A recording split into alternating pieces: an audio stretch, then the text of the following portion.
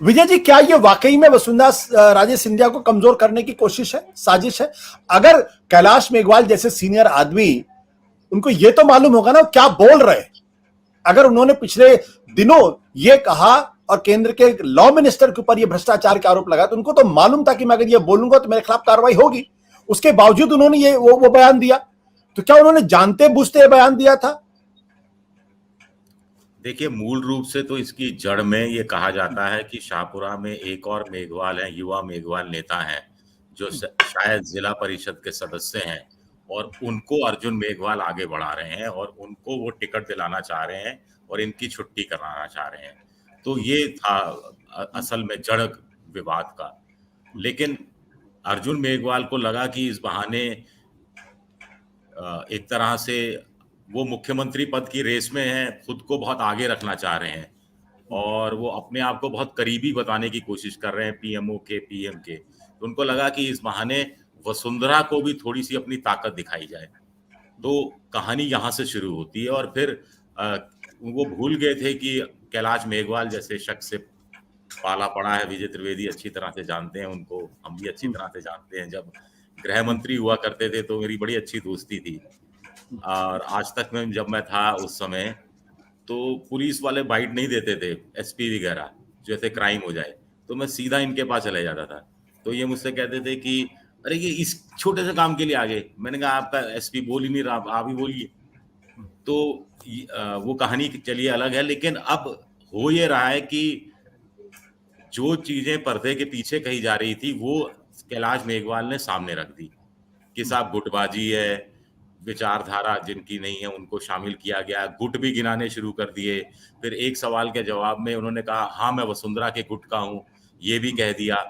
तो स्वाभाविक है कि अब पार्टी का आला कमान चाह रहा है कि वसुंधरा के समर्थकों को कम से कम संख्या में टिकट दिया जाए और कुछ समर्थकों को जो 75 पार के हैं या 70 पार के हैं उनको उम्र के बहाने निपटा दिया जाए।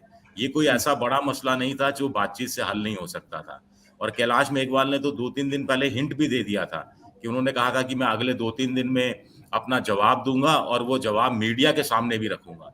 ये बात उन्होंने 3 दिन पहले कह दी थी। तभी आला कमान कह के बात कर सकता था, समझा सकता था, कुछ गिले शिकवे हो ये।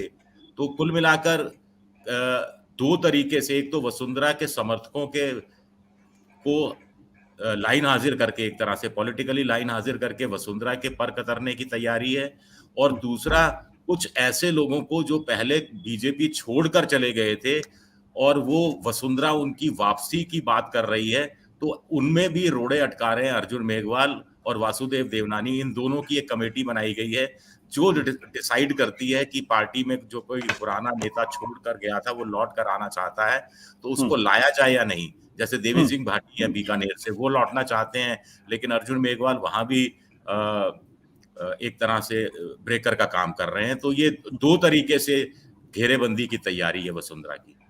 बट विजय जी, एक सवाल मेरे मन में है कि अगर अर्जुन राम मेघवाल जो हैं, ये अगर प्रधानमंत्री के करीबी माने जाते हैं और अपने को इस तरीके से पेश करने की कोशिश करते हैं, जाहिर सी बात है अगर करीबी नहीं होते तो फिर केंद्र के अंदर उनको इतना बड़ा पद नहीं मिलता।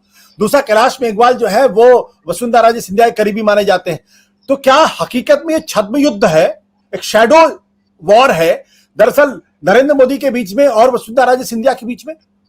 हाँ बिल्कुल, अब शैडो भी खत्म ही हो गई है, एक तरह से परछाइयां भी खत्म हो गई है, आमने सामने की लड़ाई है। लेकिन वसुंधरा जानती है कि वो इतनी ताकतवर नहीं है कि वो सीधा सीधा जो जोड़ी है अमित शाह और नरेंद्र मोदी की, उनसे सीधा सीधा मुकाबला कर सके। तो वो पीठ पीछे छुरा भोंकते रहे हैं वसुंधरा के, और वसुंधरा भी कुछ इसी अंदाज में अपनी लड़ाई को जारी रखेगी, ऐसा उनके नजदीकी सूत्रों का कहना है। कि अभी कैलाश मेघवाल, अभी जैसे इन्होंने सूर्यकांता व्यास का नाम लिया, अभी कुछ लोग और हैं जो आने वाले दिनों में सामने आएंगे और वो किसी ना किसी ऐसे नेता को निशाने पर लेंगे। अब अर्जुन मेघवाल के बहाने तो एक तरह से कैलाश मेघवाल ने प्रधानमंत्री पर भी हमला कर ही दिया जवाबी, कि भाई आप भ्रष्टाचार की बात करते हो दूर करने की, और अपने मंत्रिमंडल में भ्रष्ट मंत्री लिए घूम रहे हो। एक गजेंद्र सिंह शेखावत दूसरे नेता हैं, उनके खिलाफ भी संजीवनी घोटाला के अंदर करीब 700, 800, 900 करोड़ के घोटाले का आरोप है। तो ये तो एक तरह से लड़ाई है दोनों, और अदावत है, और पुरानी अदावत है, और अब थोड़ी सी खुलकर सामने आ गई है। सत्य हिंदी का ऐप डाउनलोड करें गूगल प्ले स्टोर पर।